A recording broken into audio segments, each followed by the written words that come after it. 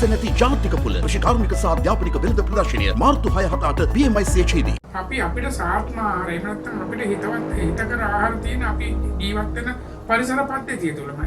ඒ පරිසර පද්ධතිය තුළ ස්වාභාවිකව වැවෙන දේ තමයි අපේ ශරීරයට යාප්‍ය එහෙම නැත්නම් සාත්ම. අපි ඒවා ප්‍රතික්ෂේප කරමින් වෙළඳපොළ කරා ගොස් වෙළඳපොළේ තියෙන දිලිසෙන එළවලු පළතුරු ඒවා අපි අරගෙන පරිභෝජනය කරන විශාල මුදලක් වියදම් කරලා පරිභෝජනය කරනවා. නමුත් ඒ පරිභෝජනය කරන කෙනා දන්නේ ඒ දිලිසෙන්නේ වෙන මොනවත් නෙවෙයි ගහපු වස විෂ වලට තමයි ඒවා දිලිසෙන්නේ.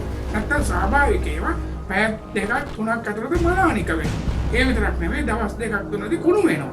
ඉතින් අපි කුණු වීම නොවේ මාස ගණන් තියෙන දේ තමයි අපි ගන්නෙ.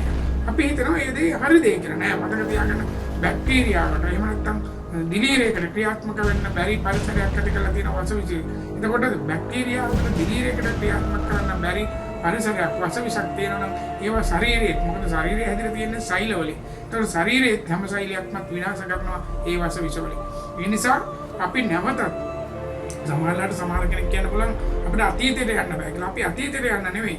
අපි ගෞරවණීය එහෙම නැත්නම් පූජනීය ගොවිතැනක් පූජනීය කුසකර්මයක් අපි කරනවා. මොකද කුසකර්මයට වැරදුනේ අපි කුසකර්මාන්තයක් කරන්න ගිහිල්ලා අවසානයේ අපිට කුසකර්ම ක්‍රියාවලිය නැත්නම් ගොවිතැන් ක්‍රියාවලිය කර්මාන්තයක් කරන්න ගිහිල්ලා සම්පූර්ණයෙන්ම මුළු මහත් සමාජයේම ලෙඩ බවට පත් කළා තියෙනවා. අද පස ලෙඩ කළා.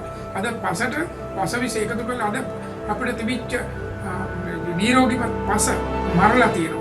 වසවිස නැති ජාතික පුල කෘෂිකාර්මික සහ අධ්‍යාපනික වෙළඳ ප්‍රදර්ශනය මාර්තු 6-7 BMICH දී වසවිස නැති රටක් ගොඩනගමු. ජනාධිපති ලේකම් කාර්යාලය සහ කෘෂිකර්ම අමාත්‍යාංශයේ ව්‍යාපෘතියක්.